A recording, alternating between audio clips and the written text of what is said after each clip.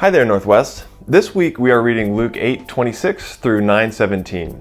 There are several more stories here of Jesus' powerful works to restore life and community and wholeness. Jesus sends 12 of his disciples to perform some of the work of his unique and astonishing mission. And the ruler Herod is perplexed about this developing movement.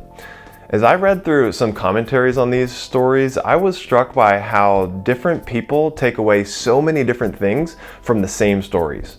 Perhaps the earliest profound commentary on the stories of Jesus is the Gospel of John, who wrote his gospel to really focus on the theological meaning of Jesus. Like when he narrates the feeding of the thousands, which is one of the stories we're looking at today, he has Jesus say, "The bread of God is that which comes down from heaven and gives life to the whole world. I am the bread of life. Whoever comes to me will never be hungry, and whoever believes in me will never be thirsty." As we read these stories, they aren't meant to simply give us information. They are meant to nourish us.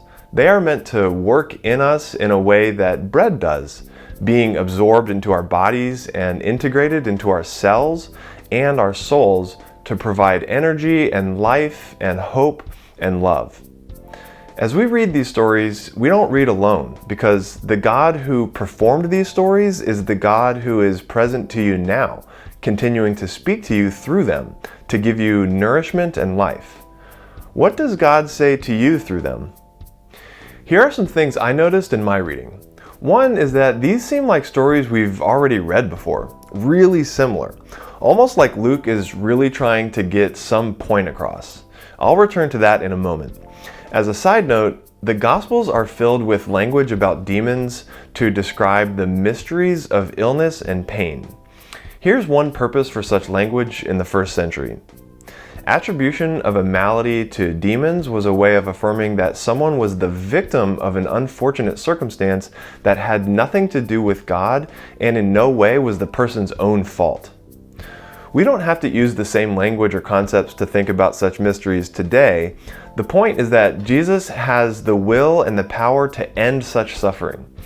It may not be eliminated today or tomorrow or perhaps not even in this lifetime, but it will be eliminated, and when it is, it will be eliminated completely for full restoration to peace and life. Another thing I notice about the weird story about the man with demons living among the tombs is that after Jesus frees him and restores him to his right mind, the town asks Jesus to leave because of their fear. What is so scary about Jesus restoring a suffering man to a sound mind and to his community? Was it the fact that they had lost a herd of pigs in the process? Was a suffering human's return to sanity worth less than the pigs? Did the people have fear because something unusual, something different was going on?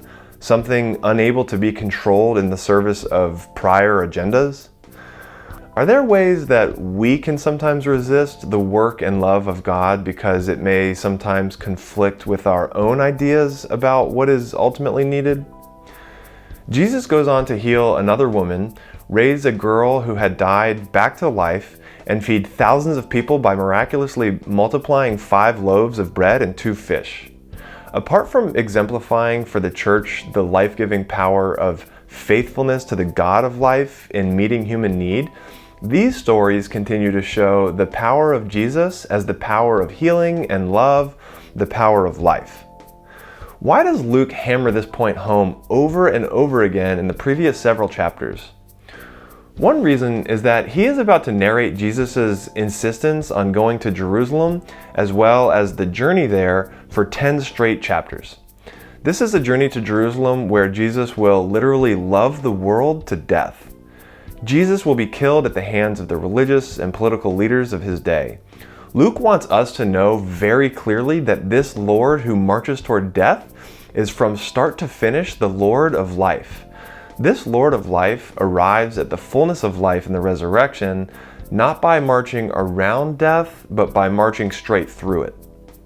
In finding fullness of life by loving the world to death, Jesus invites all the world to find fullness in commitment to this same passionate pursuit of life through love.